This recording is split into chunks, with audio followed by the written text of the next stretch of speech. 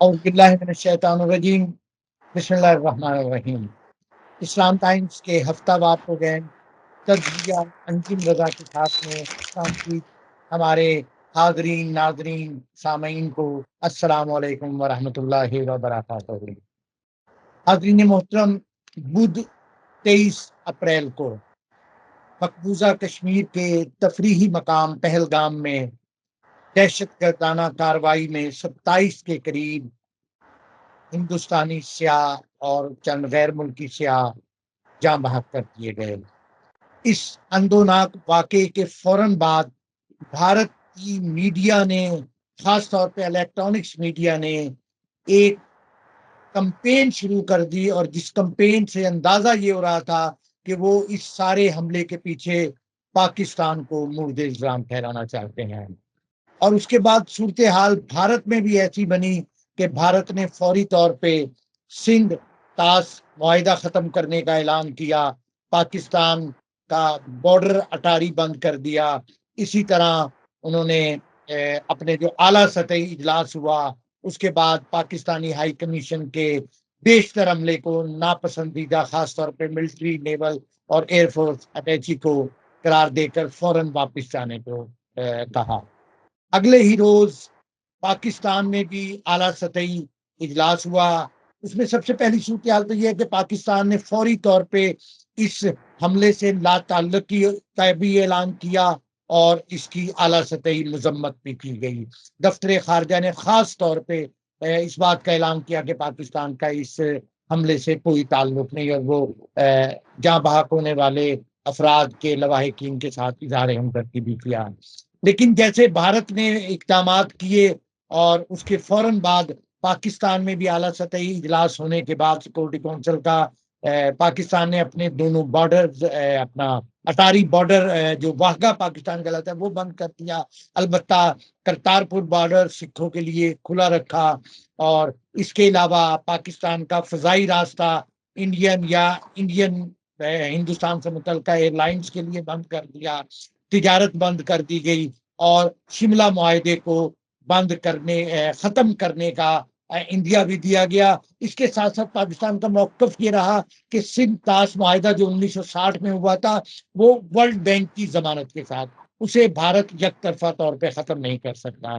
तो हाज़रीन, अब तक की जो ये सूरत-ए-हाल है, इस सूरत-ए-हाल के बाद पाकिस्तान भारत कशीदगी गुज़िश्ता 74 बरस में शायद एक बार फिर बहुत अरूज पे पहुँच चुकी है और लग ऐसा रहा है कि दोनों ममालिक किसी मज़ीद एडवेंचर की सूरत-ए-हाल में ना चले जाएँ। हम इस सारी सूरत-ए-हाल पे गुफ्तगू करने के लिए दावत दी है इस्लामाबाद से सहाफ़ी, तज़किया निगार मोहतरम काशिफ़ रज़ा साहब को। काशिफ़ साहब, अस्सलाम वालेकुम। जी, वालेकुम अस्सलाम। बहुत शुक्रिया अंजुम साहब। काशिफ़ साहब, मैंने आपके सामने प्रीव्यू में सूरत-ए-हाल बयान कर दी। आप क्या समझते हैं कि ये जो सूरत-ए-हाल है, पाक इंडिया ताल्लुकात में कशीदगी, आप इसको कैसे देख रहे हैं? जी, बिस्मिल्लाहिर्रहमानिर्रहीम। अंजुम साहब, सबसे पहले तो जो ये इंसिडेंट हुआ है, ये जो टेरर इंसिडेंट हुआ है पहलगाम में, इसके हवाले से बहुत सी शकूक व शुबहात पाए जाते हैं। खुद इस इंसिडेंट में कुछ ऐसी चीज़ें हैं जिसकी वजह से ऐसे शकूक व शुबहात पैदा हो रहे हैं, जिससे ये इंसान के ज़हन में ये ख़्याल आता है और काफ़ी क्योंकि इसके शवाहिद मौजूद हैं और जिस तरह से मीडिया वहाँ पे रिएक्ट कर रहा है कि ये एक फ़ाल्स फ्लैग ऑपरेशन हो सकता है। उसका सबसे पहले तो इस वजह से कि जिस एरिया में पहलगाम कोई ऐसा एरिया नहीं है कि वो बॉर्डर पर मौजूद हो और क्रॉस बॉर्डर से कोई लोग आए हों और उन्होंने इस तरह का वहाँ पर ये दहशतगर्दाना कार्रवाई की हो। पहलगाम एक बहुत ही हाईली सिक्योर्ड प्लेस है और बॉर्डर से आप देखें तो कितने सैकड़ों किलोमीटर दूर है पाकिस्तान के बॉर्डर से। और तो इस सूरत में वहाँ पर हाईली सिक्योर्ड एरिया के अंदर जिसमें मुख्तलिफ जो इंडियन सिक्योरिटी फोर्सेस की 4 से 5 डिफरेंट किस्म की डिप्लॉयमेंट्स हैं उस एरिया में। मतलब वहाँ पर जो बॉर्डर सिक्योरिटी फोर्स भी है, जो इंडियन पुलिस है वो भी है, वहाँ पर आर्मी की चेक पोस्टें हैं और डिफरेंट किस्म के जो लॉ इन्फोर्समेंट जो एजेंसीज हैं भारत की, उनकी मुख्तलिफ चेक पोस्ट वहाँ पर मौजूद हैं। तो सबसे पहले तो ये सवाल होगा कि वहाँ तक दहशतगर्द अगर पहुँचे हैं तो कैसे पहुँचे हैं? जी, और वो सारी जो मिलिट्री चेक पॉइंट्स थे, जो डिफरेंट सिक्योरिटी फोर्सेस के ये चेक पॉइंट्स थे, वहाँ पर उनको जो है वो रोका क्यों नहीं गया? उनको उनका असलहा जो है वो वहाँ क्यों नहीं जो सिक्योरिटी हुकाम थे उनकी नज़र में आया? वो दहशतगर्द इतनी ज़्यादा सिक्योरिटी जो चेक पॉइंट्स थे वो क्रॉस करके पहलगाम पहुँचे तो कैसे पहुँचे? और उस वक़्त खुद जो भारत की जो सिक्योरिटी एजेंसियाँ थीं, जो कानून नाफ़िज़ वाले इदारे थे, क्या उन्होंने आँखें बंद की हुई थीं? क्या उन्होंने जानबूझकर आँखें बंद की हुई थीं? क्या वो नाअहल थे? या इन एजेंसियों में से भारत की जो खुफिया agency research and analysis wing raw है, वो खुद जी, इसमें मुलविस है? और क्या ये फॉल्स फ्लैग ऑपरेशन है? तो इस तरह के बहुत से सवालात जो हैं इस वाक़ये के बाद, और इस वाक़ये के बाद जिस तरह से मीडिया ने एक रद्द-ए-अमल का इज़हार किया, भारतीय मीडिया ने जिस तरह वॉर मॉन्गरिंग की, तो उससे ये अंदाज़ा होता है कि ये एक प्री प्लान्ड एक फॉल्स फ्लैग ऑपरेशन था, जिसका ऑब्जेक्टिव जो था वो पाकिस्तान को ब्लेम करना था। और उसके बाद जो भारत ने इक़दामात का ऐलान किया, जिसका आपने इंट्रो में ज़िक्र किया, वो इक़दामात जो थे वो उन इक़दामात को बेसिकली पाकिस्तान के खिलाफ वो इक़दामात करना इसका मकसद था। क्योंकि देखें विद इन मेरे ख्याल में 24 आवर तो बहुत दूर की बात होगी, within hours, within few जी, आवर्स, 2 या बिल्कुल, 4 घंटों के अंदर ही पाकिस्तान पर ब्लेम गेम शुरू कर दी गई विदाउट एनी प्रूफ। किसी जी, किस्म के एविडेंस फराहम करने को ज़रूरी नहीं समझा गया, ना भारतीय हुकाम की तरफ से और ना जी, भारतीय मीडिया की तरफ से। चलिए मीडिया की तो समझ आती है कि मीडिया भारत का हमेशा से गैर ज़िम्मेदार रहा है। सवाल ये है कि भारत में उसका फ़ॉरेन ऑफ़िस, भारत के जो आला हुकाम हैं, उन्होंने भी मीटिंग से पहले ही वहाँ से ऐसे बयानात आना शुरू हो गए। भारत की जो ज़िम्मेदारान थे, भारत के डिफेंस मिनिस्टर और सेक्रेटरी डिफेंस और बाकी सारे जितने भी ज़िम्मेदारान थे, बीजेपी के जो आला तरीन ओहदेदारान थे, उनकी तरफ से जो बयानात आना शुरू हो गए, इससे ये जो गुमान है इसको काफ़ी तक़वियत मिलती है कि ये एक फ़ॉल्स फ्लैग ऑपरेशन था, क्योंकि आपके पास कोई प्रूफ नहीं है, आपके पास किस सबूत की बुनियाद पर, किस सॉलिड एविडेंस की बुनियाद पर भारत ये कह रहा है कि ये पाकिस्तान ने ये वाक़या किया? ना आपने कोई तहकीकात की हैं, ना दहशतगर्द वहाँ पर मौके पे कोई पकड़ा है, ना पाकिस्तान के साथ उसका कोई लिंकेज साबित हुआ है, और आपने विद इन फ्यू आवर्स जो है वो पाकिस्तान पर आप वहाँ पर जज भी बन गए, आप ज्यूरी भी बन गए, आप प्रोसिक्यूटर भी खुद बन गए, आप मुद्दई भी बन गए, मुद्दा अलैह भी बन गए, आप मुंसिफ भी बन गए और आपने पाकिस्तान के खिलाफ एक फैसला दे दिया और आपके मीडिया ने वहाँ पर वॉर मॉन्गरिंग की।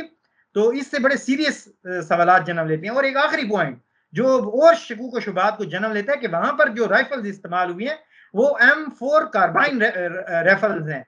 और वो अमेरिकन मेड हैं। और जी, पाकिस्तान के अंदर जो आखिरी वाक़या जो बलूचिस्तान के अंदर हुआ, तो जाफ़र उसमें भी जो जी, यही राइफल्स का इस्तेमाल हुआ है। तो अब ये जी, भी एक बहुत बड़ा सवाल है कि वो जो राइफल्स M4 राइफल्स हैं, अमेरिकन राइफल्स हैं, जो कि अफ़गानिस्तान से पहले पाकिस्तान के खिलाफ इस्तेमाल हुई और उसमें भी इंडिया की मौजूदगी का काफ़ी सॉलिड एविडेंस है, क्योंकि उस वक़्त जो पाकिस्तान में ये बलूचिस्तान में वाक़या हुआ था ट्रेन हाईजैकिंग वाला, तो उसमें उन दहशतगर्दों के ताने-बाने जो थे वो भारत से मिल रहे थे। अब वही राइफल्स का पहलगाम के अंदर इस्तेमाल होना इस शक को मज़ीद तक़वियत बख्शता है कि इसके पीछे भारत की खुद सिक्योरिटी एजेंसियाँ इन्वॉल्व हैं, इसके पीछे रॉ इन्वॉल्व हो सकती है और ये फ़ॉल्स फ्लैग ऑपरेशन था और इसका मकसद पाकिस्तान को ब्लेम करके उन इक़दामात को जो है वो इक़दामात को करना था जो भारत ने पाकिस्तान के खिलाफ कराए हैं, और ये एक प्री प्लान एक साज़िश लगती है जिसमें पाकिस्तान को ब्लेम किया जा रहा है। अच्छा कश्यप, ये मोदी की हुकूमत भारतीय जनता पार्टी जब भी भारत में बरसर इक़्तिदार आई है, ये आपको भी पता है और हमारे नाज़रीन भी जानते हैं, हिंदुत्वा नज़रिए की, अखंड भारत की, पाकिस्तान के वजूद के खिलाफ पार्लियामेंट में तकारीर करना और फिर पिछले दिनों इनके अपने एक बड़े आला ओहदेदार ने यहाँ तक कहा कि वो पाकिस्तान में और दुबई में पाकिस्तानी ऑफिशियल्स के खिलाफ दहशतगर्दाना का लेकिन इस हमले के बाद खास तौर पे मीडिया ने जिस गैर जिम्मेदारी का सबूत दिया कि बार बार उन्होंने जी कलमा पढ़वाकर और मुसलमान और इस किस्म यानी एंटी मुस्लिम जिसे कहते हैं नैरेटिव बिल्ड करने की कोशिश की गई। इस बारे में आप क्या कहते हैं? देखें ये जो बीजेपी है ये बुनियादी तौर पर हिंदुत्व आइडियोलॉजी पर बिलीव करती है, और हिंदुत्व आइडियोलॉजी का जो बानी था इस नजरिए का, वो सावरकर था। और अच्छा। सावरकर के ही एक पैरों ने महात्मा गांधी को कत्ल किया था। जी हाँ। तो ये सिर्फ मुसलमानों के खिलाफ नहीं है, ये तो खुद भारत के अंदर जो ऐसी मोतदिल आवाजें हैं, जो लेफ्ट की आवाजें हैं, जो जी, जी। जो पीसफुल कोएक्सिस्टेंस पर बिलीव करती हैं, ये तो उनके खिलाफ कार्रवाइयां करते रहे हैं। तो ये एक बहुत बड़ी शिद्दत पसंद जमात है, हिंदुत्व की आइडियोलॉजी पर बिलीव करने वाली, जो खुद महात्मा गांधी के कातिल हैं, और सावरकर की जो बुनियाद तौर पर नजरियात थे, उसकी बुनियाद पर इन्होंने जो है ये इंडिया में मुसलसल पिछले 8-10 साल से, जब से मुसलसल मोदी की ये हुकूमतें आ रही हैं, तो उसमें ये काम कर रहे हैं, और एक प्री प्लान जो हिकमत अमली के तहत वहां पर मुसलमानों के खिलाफ न सिर्फ नफरत को हवा दी जा रही है, बल्कि जो मुसलमानों के पिछले 1000 साल के दौरान वहां पर जो मुसलमानों के मुख्तलिफ किस्म के जो वहां पर आसार थे, उनको मिटाया जा रहा है। मसाजिद को बाकायदा तौर पर मिनहदम किया गया है, शहरों के नाम तब्दील हुए, स्टेडियम्स के नाम तक तब्दील हुए, और पूरा जो मुस्लिम हेरिटेज है, मुस्लिम कल्चर है, मुस्लिम हिस्ट्री है, और उसको जो है वो बुनियादी तौर पर वहां पर मिटाया जा रहा है। और हिंदुत्व आइडियोलॉजी ये कहती है कि ये जितने भारत के अंदर रहने वाले मुख्तलिफ लोग हैं, मुख्तलिफ मजाहब के लोग हैं, चाहे वो मसीही इससे मजहब से ताल्लुक रखते हो, चाहे वो मुसलमान हो या दीगर, वो ये कहते हैं कि ये सारे दरअसल हिंदू हैं। और हिंदुत्व का ये मतलब है कि इन सबको दोबारा जो है, आप इनको हिंदू जो धर्म है, मजहब है, उसके अंदर आप इनको दोबारा कन्वर्ट करें। कन्वर्ट। और भारत के अंदर जो कल्चर है वो सिर्फ और सिर्फ भारत का है। जो हिंदुओं का जो कल्चर है, हिंदुओं का जो मजहब है, हिंदू मजहब जो है, और उसकी वहां पर डोमिनेंस होनी चाहिए, और बाकी तमाम जितने कल्चर वहां पर हैं उनको खत्म कर देना चाहिए, उनके जो आसार हैं उनको मिटा देना चाहिए। तो पिछले 8-10 साल से सिस्टमेटिकली जो बीजेपी की गवर्नमेंट है, ये फार राइट हुकूमत जो है, इंतहाई दाएं बाजू की हुकूमत, जब से ये बरसर इक़्तिदार आई है, तो इसने मुसलमानों के खिलाफ एक बाकायदा हिकमत अमली के तहत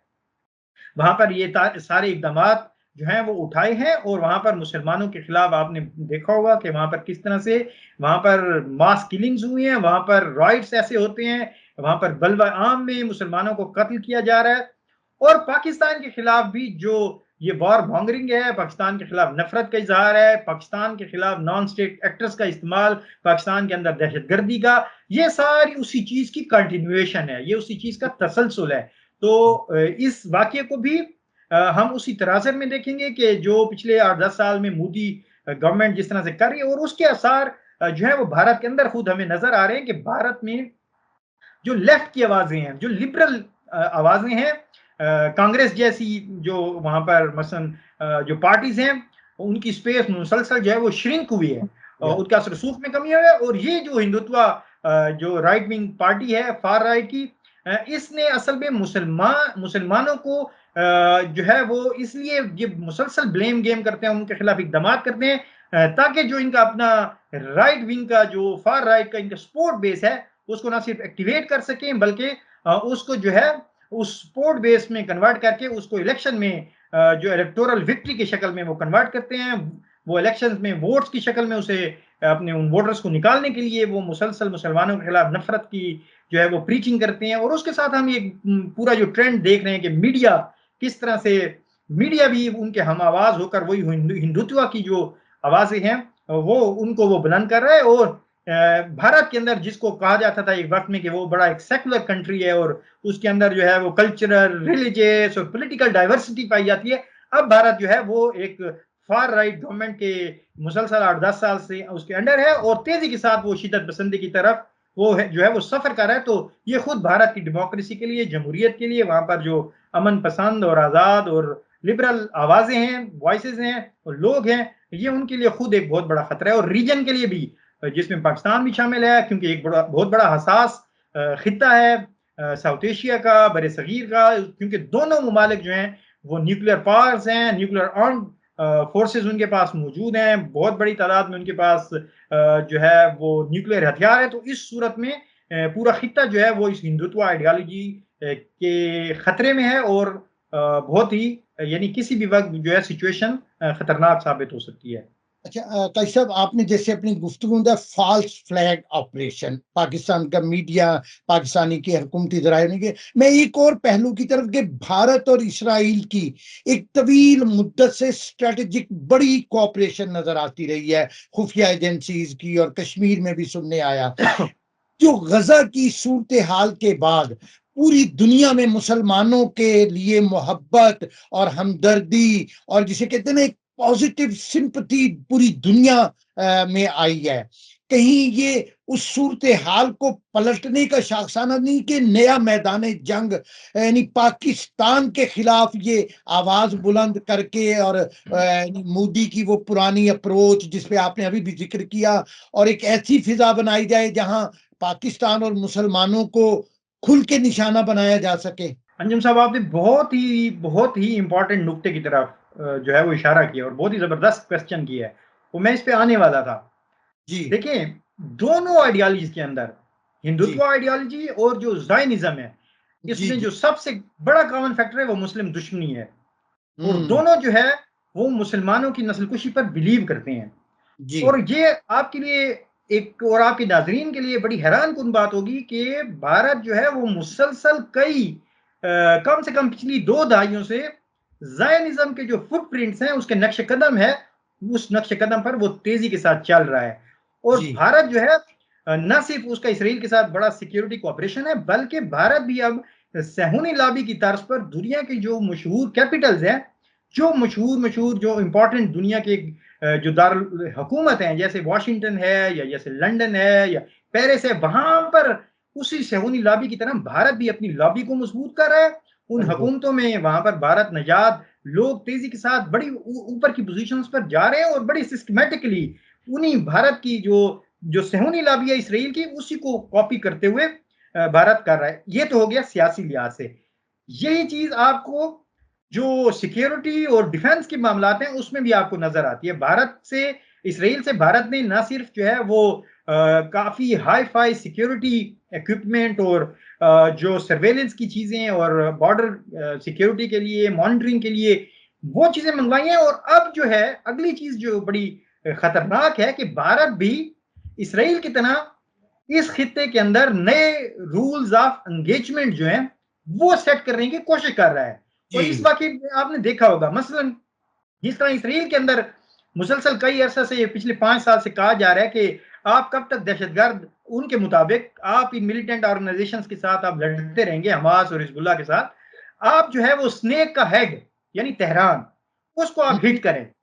अब यही बात जो है कल मेजर गौरव आर्या कह रहा था कि आप कब तक